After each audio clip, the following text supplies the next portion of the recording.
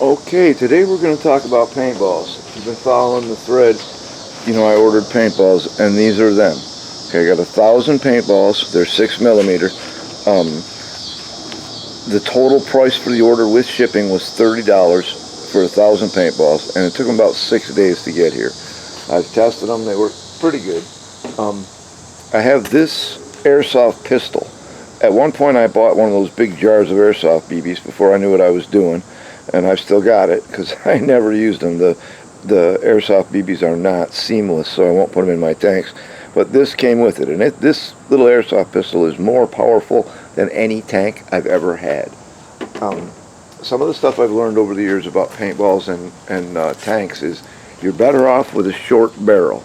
That's why we've got the hang-long Sherman out here. Now this is just the cheap all-plastic hang-long Sherman. I got it a couple years ago. I paid $140 for it.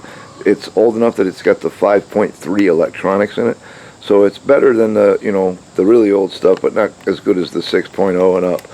This was kind of an in-between electronics. Now, one of the things I found with paintball units is that they're kind of airsoft units, is that they're kind of hit and miss. Um, when I first got into the hobby like 10, 12 years ago, it was quite common for airsoft units to fail. I used to always buy a couple extra every time I placed an order with IMAX because I knew they were going to fail on me eventually. But then they made them a lot better. The failure rate has definitely decreased. The ones I like the best are these. All right, they come from IMAX. They're black. Right here on the side that you probably can't see on the video, in small raised letters, it says Taizhen. And these are pretty powerful units. They're pretty good ones. They used to be $10 a piece. I think they've gone up to like 12. But they're really easy to swap out, and you need a powerful airsoft unit if you're going to try and play with paintballs. So I've also found that when you shoot at a smooth, hard surface, like this piece of plywood, that's actually 5 millimeter floor underlay, sometimes they break, sometimes they bounce off. But when you shoot at something rough, like a cinder block, they pretty much break nearly every time. So I'll give you a quick little demonstration with the airsoft pistol, and we'll see what happens.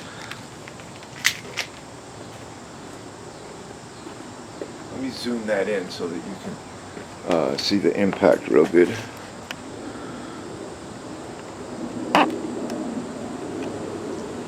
Alright, I'll shoot at the plywood first, and we'll see what happens. It might break, it might bounce off. Okay, that one broke. So breaking pretty good against that. Against the cinder block, they break every time. So let's try the tank and see how much power that's got. I haven't tried this tank on these targets yet, so we'll fire her up and see what happens. I'll shoot first at the floor underlayment.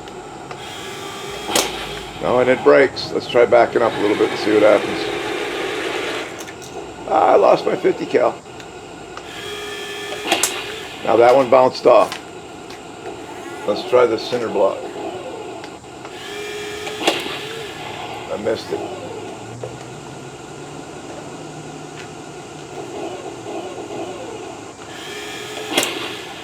Broke, no problem. Let me grab this 50 cal.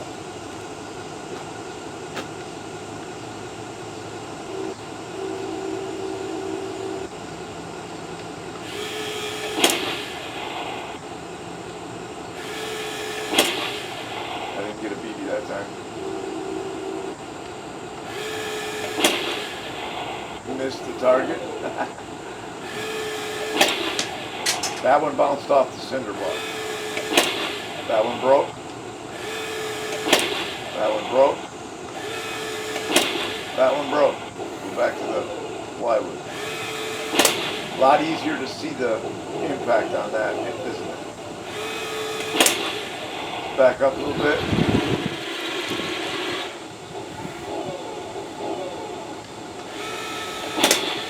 Still breaking. Let's back up some more. That's probably for 10 feet.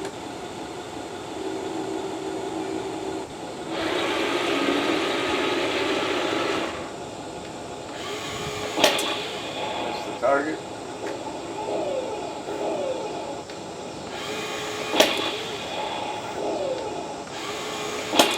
Too far away, they're bouncing off.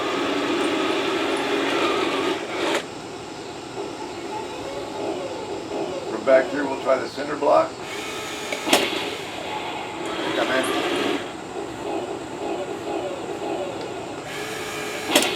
That one bounced off.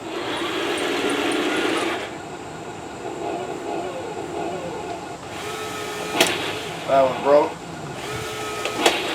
Empty. Can't tell if I'm empty or not.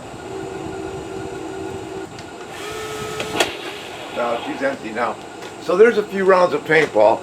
And like I said, that's just a cheap hang-along Sherman. And they work pretty good. These are better paintballs than they were 10 years ago. I've heard guys say that they're worried that the paintball is going to break inside the airsoft unit. Well, I have never had that happen. So, you know, I mean, it's still used at your own risk, and it's possible if the paintball does break inside the airsoft unit, you might end up having to replace the whole unit, which is, you know, a whopping $12. But I think they'd be really good for something like the tank land that Paco built out there in Colorado. A lot of his buildings are made from cinder blocks.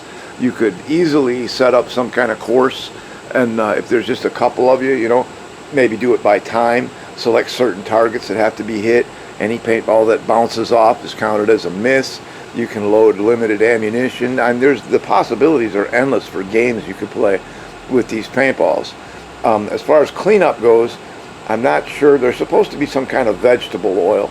So maybe later I'll try hitting that both the targets with just hitting it with a hose and see what happens. But paintballs can be a lot of fun, and I'm not sorry I bought them or anything like that.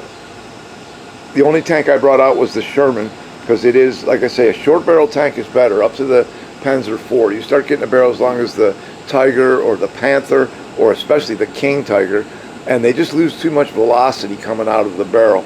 So, I mean, they'll still break if you're close enough, but they can be a lot of fun. Hopefully somebody was able to get some good info from that.